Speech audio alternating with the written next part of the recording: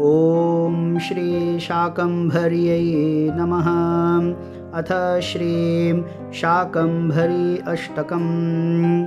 शक्तिशाम्भव विश्वरूपमहिमा माङ्गल्यमुक्तामणिर्घण्टाशूलमसिं लिपिं च दधतीं दक्षैश्चतुर्भिः करैः वामैर्बाहुभिरर्घ्यशेषभरितं पात्रं च शीर्षं तथा चक्रं खेटकमन्धकारिदयिता त्रैलोक्यमाता शिवा। चक्रं खेटकमन्धकारिदयिता त्रैलोक्यमाता शिवा। देवी दिव्यसरोजपादयुगले मञ्जुक्वणन्नूपुरा सिंहारूढकलेवरा भगवती व्याघ्राम्बरा वेष्टिता। वैडूर्यादि महार्घरत्नविलसन्नक्षत्रमालोज्ज्वला वाग्देवी विषमेक्षणा शशिमुखी त्रैलोक्यमाता शिवा। वाग्देवी विषमेक्षणा शशिमुखी त्रैलोक्यमाता शिवा। ब्रह्माणी च कपालिनी सुयुवती रौद्री त्रिशूलान्विता नानादैत्यनिबर्हिणी नृशरणा शङ्खासिखेटायुधा। भेरी शङ्ख मृदङ्गघोषमुदिता शूलिप्रिया चेश्वरी माणिक्याढ्यकिरीटकान्तवदना त्रैलोक्यमाता शिवा। माणिक्याढ्यकिरीटकान्तवदना त्रैलोक्यमाता शिवा। वन्दे देवी भवार्तिभञ्जनकरी भक्तप्रिया मोहिनी मायामोह मदान्धकारशमनीं मत्प्राणसञ्जीवनीं। यन्त्रं मन्त्रजपौ तपो भगवती माता पिता भ्रातृका विद्या बुद्धिधृति गतिश्च सकलत्रैलोक्यमाता शिवा।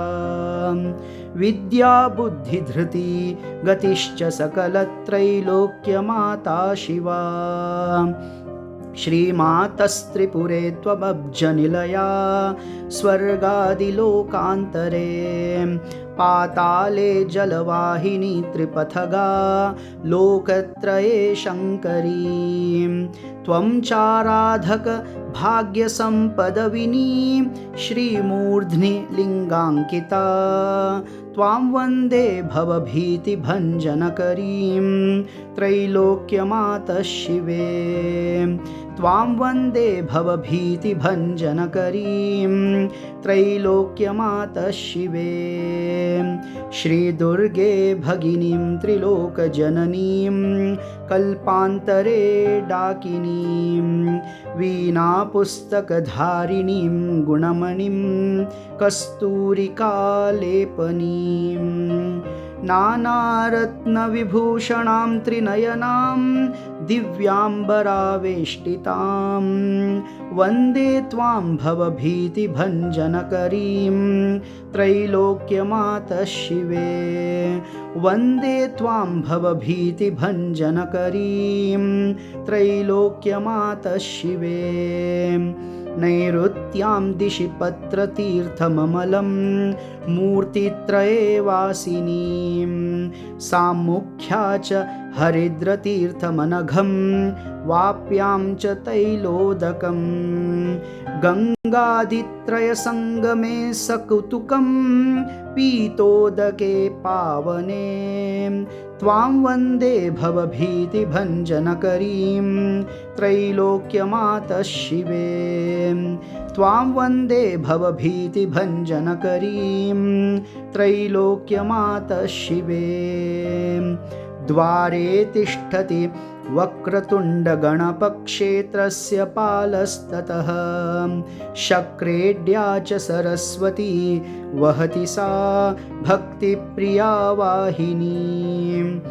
मध्ये श्रीतिलकाभिदं तव वनं शाकम्भरी चिन्मयीं त्वां वन्दे भवभीतिभञ्जनकरीं त्रैलोक्यमातः शिवें त्वां वन्दे भवभीतिभञ्जनकरीं त्रैलोक्यमातः शिवें शाकम्भर्यष्टकमिदं य पठेत् प्रयतः पुमान् स सर्वपापविनिर्मुक्तः सायुज्यं पदमाप्नुयात् स सर्वपापविनिर्मुक्तः सायुज्यं पदमाप्नुयात् सायुज्यं पदमाप्नुयात् सायुज्यं पदमाप्नुयात् इति श्री शङ्कराचार्यविरचितं श्री शाकम्भर्यष्टकं सम्पूर्णम्।